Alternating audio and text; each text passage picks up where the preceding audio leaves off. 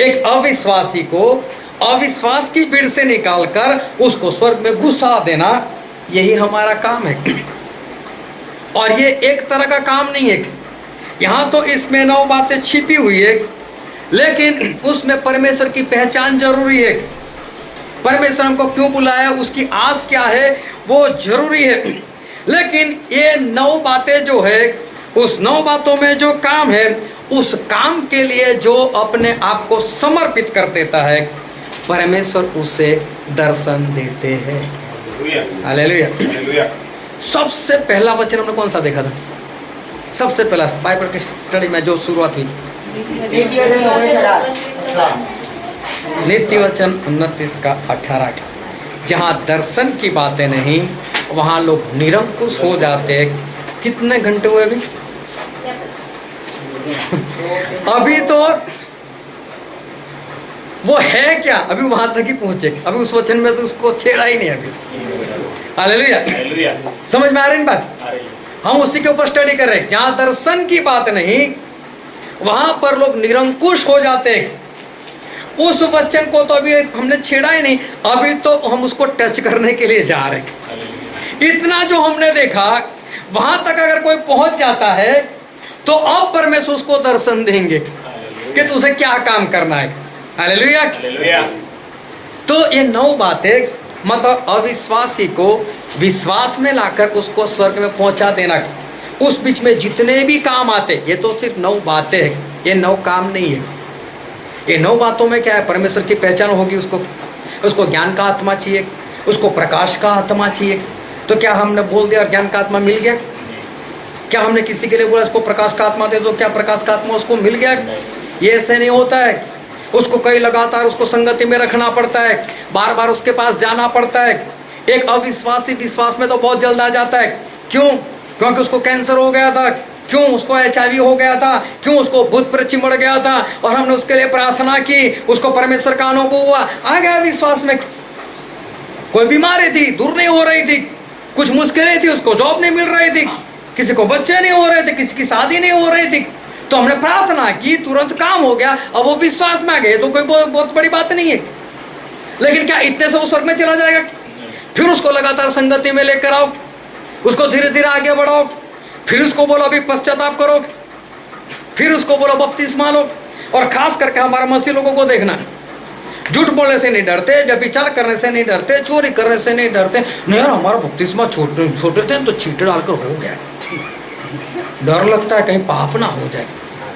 झूठ बोलने से ये विचार नहीं आता, व्यभिचार करने के वक्त ये विचार नहीं आता, चोरी करने वक्त ये विचार नहीं आता। लेकिन जब नहीं, दूसरी बार, और दूसरी बार क्या, तो 1000 बार तो झूठ बोलकर बैठा है, एक भी बार उसको विचार नहीं आता। तो किसी को बपतिस्मा के लिए तैयार करना क्या इतनी आसान है? जितने लोग बाहर निकल कर लोगों को सुसमाचार प्रकट करते ना, पूछ लेना उनसे जाकर कि इंसान बपतिस्मा के लिए कब तैयार होता है। इतनी आसान बातें नहीं है। कब जाकर उसका बपतिस्मा होगा, कब उसके पापों की क्षमा मिलेगी, कब उसको पवित्र आत्मा मिलेंगे, और पवित्र आत्मा मिलने के बाद ये 9 बातें आती है। फिर उसको परमेश्वर की पहचान कराओ कि देख तेरा बपतिस्मा हो चुका है। कितने लोग ऐसे बपतिस्मा पाए हुए लोग ऐसे ही घर पर बैठे रहे, उनको कुछ नहीं मालूम कि बस उनको तो ऐसा बपतिस्मा होगा हम चले जाएंगे स्वर्ग में। नहीं है ऐसा। उसको परमेश्वर की पहचान कराओ, उस पहचान के लिए उनको प्रकाश का आत्मा मिले, उसको ज्ञान का आत्मा मिले, उसके लिए मेहनत करो। एक बार में कहाँ हो जाता है? उसको भूख लगनी चाहिए, उसको प्यास लगनी चाहिए। जैसे वो सामरी स्त्री आ रही थी, प्रभु से ऐसा बोला चलो इसका मन बदल जाए और ये पवित्र आत्मा के लिए तैयार हो जाए। प्रभु से कहाँ से बात शुरू की? मुझे प्यास लगे, पानी देना। कितनी मेहनत की प्रभु को, कितनी मेहनत करनी पड़ी दोपहर में उसके साथ बैठकर। प्रभु से कहाँ पवित्र आत्मा की बातें करो, कहाँ वो संसार की बातें बार बार किए जा रही। प्रभु से बने रहे, तब जाकर कहीं वो आत्मा आया। एक आत्मा जीतने के बाद उसको स्वर्ग तक पहुंचाने के बाद मिले, बीच में बहुत सारे काम है। वो काम कौन कौन से, वो आगे हम जाएंगे और परमेश्वर हमको सिखाएंगे। लेकिन जो इस बात के लिए, मतलब कि एक अविश्वासी को विश्वास में लाने के बाद उसको स्वर्ग में पहुंचाने का जो रास्ता है, उस रास्ते में जो भी काम है, उस काम के लिए जो अपने आप को समर्पित कर देता है, उसको दर्शन होता है। वो आंखों वाला दर्शन है जो प्रार्थना में होता है, उस दर्शन की मैं बात नहीं कर रहा, उसे भी दर्शन कहते हैं। ये दर्शन का मतलब विजन, इंग्लिश में विजन और गुजराती में कहते हैं लक्ष्य। हमारा लक्ष्य क्या है? आपको परमेश्वर इस धरती पर भेजा क्यों? उन्होंने अपना आत्मा आपको दिया क्यों? उसके पीछे का राज है, उसके पीछे एक लक्ष्य है, उसके पीछे हमारे परमेश्वर का एक हेतु है। ये मत समझो कि परमेश्वर ने ऊपर से नीचे आपको पढ़ाई करने के बाद अच्छी जॉब करने के लिए और शादी करने के लिए 2-4 बच्चे पैदा करने के लिए उसके बाद खा पी कर मर जाने के लिए परमेश्वर ने नहीं भेजा। ये तो चक्कर लगातार चल रहा है। आपके बाप ने आपको पढ़ाया, आप अपने बच्चे को पढ़ा रहे हो, वो अपने बच्चों को पढ़ाएगा, वो भी मर जाएगा, हम भी मर जाएंगे। ये चक्कर चलाने के लिए परमेश्वर ने नहीं भेजा, इस चक्कर को ब्रेक करने के लिए भेजा है। परमेश्वर ने हमको एक लक्ष्य से भेजा है। हालेलुया। तो पढ़ो तो नीति वचन 29:18।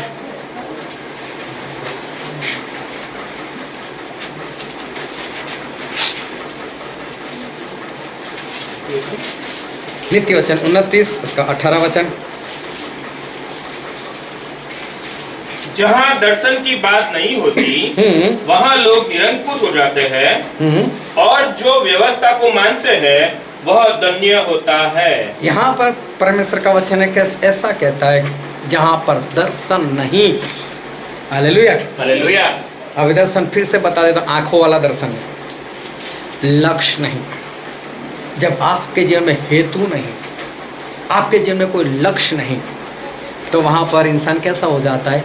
निरंकुश। आप घर से तय कर कर निकले, मुझसे बाजार में जाना है और मुझसे 25 किलो गेहूं खरीद कर घर को वापस आना है।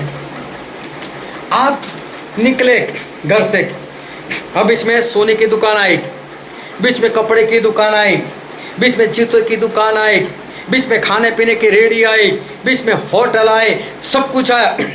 लेकिन आप घर से क्या सोच कर निकले थे? क्या लक्ष्य बना कर निकले थे? गेहूं खरीदना। कहीं पर आपकी मोटरसाइकिल या आपकी ऑटो या आपकी कार कहीं पर भी नहीं रुकेगी। कहाँ पर रुकेगी? जहाँ पर गेहूं मिलता है। वहाँ पर भी बहुत सारे सैंपल हो गए, चावल के हो गए, दाल के हो गए, मूंग होगा, बहुत कुछ होगा। ए भाई ये सब छोड़, गेहूं की कीमत क्या है? ये चलो ले पैसा निकालो, डालो सीधा घर पर। आपका काम आने जाने और वहाँ पर 5 मिनट लगेंगे, उससे ज़्यादा नहीं होगा। लेकिन घर से चलो बाजार जाकर आते, अभी कुछ भी तय ही नहीं किया है, तो फिर कभी इस दुकान में जाओ, कभी उस दुकान में जाओ, कभी ये देखो, कभी वो देखो।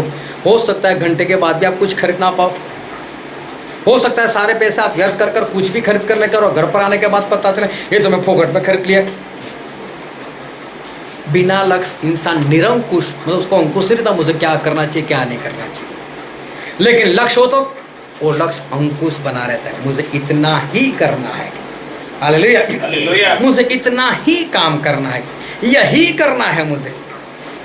ये है दर्शन, इससे कहते हैं लक्ष्य।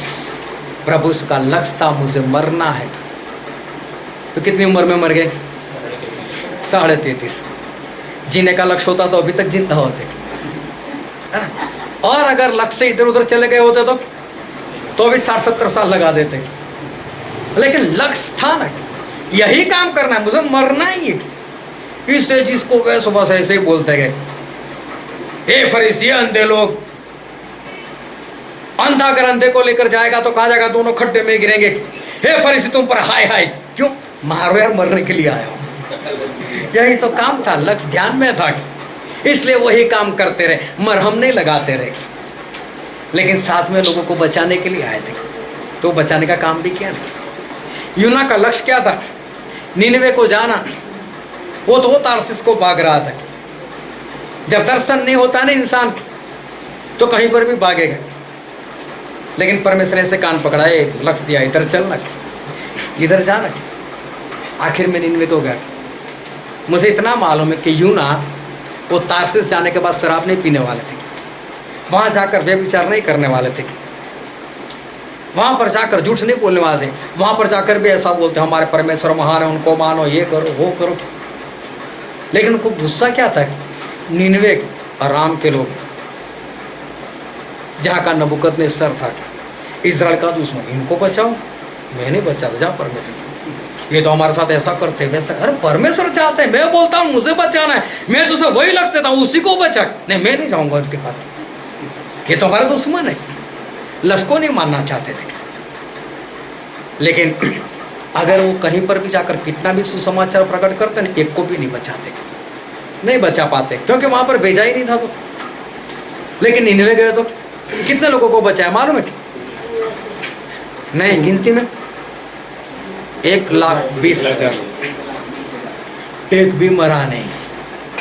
लक्ष्य में चलते हैं ना इंसान तो लोगों को बचा पाता है। हालेलुया। वरना बाहर जाकर कितना भी सुसमाचार प्रकट करो ना, कितने भी बीमारों को चंगा करो ना, कितने भी भूत प्रेत निकालो ना।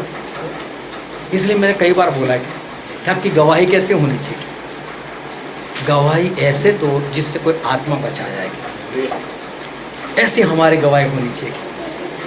तो जहाँ पर दर्शन की बातें नहीं, वहाँ पर इंसान जो है वो निरंकुश हो जाता है। सेवक लोग वो जब फेल हो जाते हैं तो उसका कारण यही होता है कि जब उनके पास कोई लक्ष्य नहीं होता, या तो लक्ष्य नहीं जानते, इस कारण वो लोग फेल हो जाते। हाथी देखना कितना बड़ा होता है, मेरे ख्याल से 10-12 फुट होता है ना ऊपर बैठने के लिए कैसा करना पड़ता है मालूम?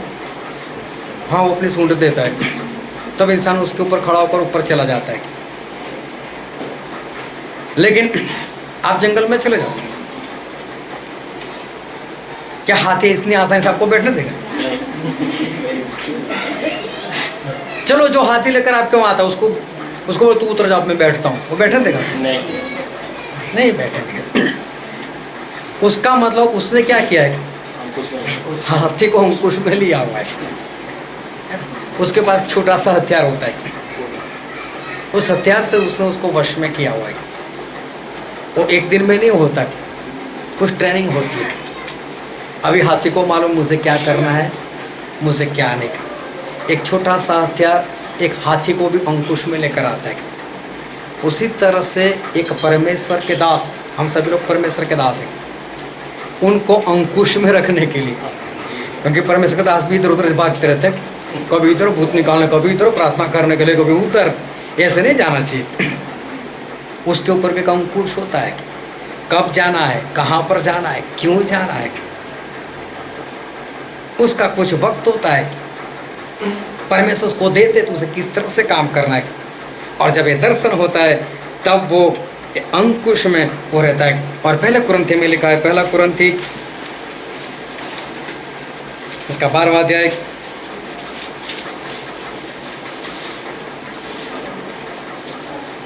उसका 28 वचन। और परमेश्वर ने कलीसिया में अलग अलग व्यक्ति नियुक्त किए हैं। अब एक एक वचन को ध्यान से समझना। परमेश्वर ने अपनी कलीसिया में कुछ लोगों को नियुक्त किया। किसे नियुक्त किया? परमेश्वर ने। अभी देखो, संसार के सारी मंडली को भूल जाना, हम उसकी बात नहीं कर रहे, हम परमेश्वर की मंडली की बात कर रहे हैं। और परमेश्वर की मंडली में परमेश्वर नियुक्त करते हैं किस किस को? प्रथम प्रेरित, हाँ, पहले प्रेरित को, दूसरे भविष्यवक्ता, फिर भविष्यवक्ता, तीसरे शिक्षक, फिर शिक्षक, फिर सामर्थ के काम करने वाले, फिर सामर्थ के काम करने फिर वाले, चंगा करने वाले, फिर चंगा करने वाले, और उपकार करने वाले, उपकार करने वाले, और प्रबंध करने वाले, प्रबंध करने वाले, और नाना प्रकार की भाषा बोलने वाले। नाना प्रकार की भाषा बोलने वाले। बस इतना ही है। किसी किसी को फालतू में नियुक्त किया नहीं, बस आप आके बैठे रहो, सीट गर्म कर कर चले जाओ, ऐसे किसी को बोला नहीं। सभी का कोई ना कोई काम है और है ही। Hallelujah, hallelujah. अभी इनमें से अगर आपके पास कुछ भी नहीं है, ना ही आपके पास अन्य भाषा, ना ही आपके पास कोई वरदान, आपके पास कुछ भी नहीं है, तो इसका सीधा सा मतलब होता है कि आप परमेश्वर की मंडली में भी नहीं। जो परमेश्वर की मंडली में है उसको तो परमेश्वर ने नियुक्त किया ही है। हम सभी की बुलाहट एक ही है कि परमेश्वर की नीच प्रजा खास लोग बन जाए। हम सभी का काम एक ही है, एक अविश्वासी को विश्वास में लाकर स्वर्ग में पहुंचा देना, यही है। लेकिन नियुक्त तो देखो कितने लोग किए, उसमें चमत्कार करने वाले लोग हैं, उसमें उपदेश करने वाले लोग हैं, उसमें शिक्षक है, हालेलुया, हालेलुया, उसमें प्रेरित है, उसमें भविष्य वक्ता है, बहुत लोग हैं इसमें तो। लेकिन ये सभी मिलकर एक ही काम करते हैं, एक अविश्वासी को विश्वास में लाकर स्वर्ग में पहुंचाने का। बीच में सफर जो है वो लंबा है, बीच में जो प्रोसेस है वो लंबी है, और परमेश्वर ने इन सभी को चुना है। Hallelujah, hallelujah. चर्च में एक झाड़ू लगाने से काम शुरू होता है और एक प्रचार के बाद काम खत्म होता है। इन बीच में जितने जितने लोगों ने जो भी काम किया वो सारा काम परमेश्वर की ओर से होता है, और परमेश्वर हमें कब कहाँ किस काम के लिए चुनेगा, हालेलुया, हालेलुया, वही हमारा दर्शन है, वही हमारा लक्ष्य है।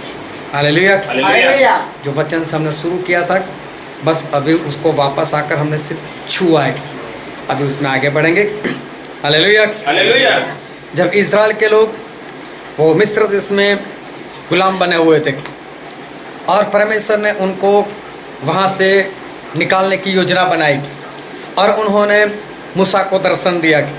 जब मूसा को दर्शन दिया तो बाइबल में हम पढ़ते हैं निर्गमन का पुस्तक, उसका 3रा अध्याय और 20 वचन।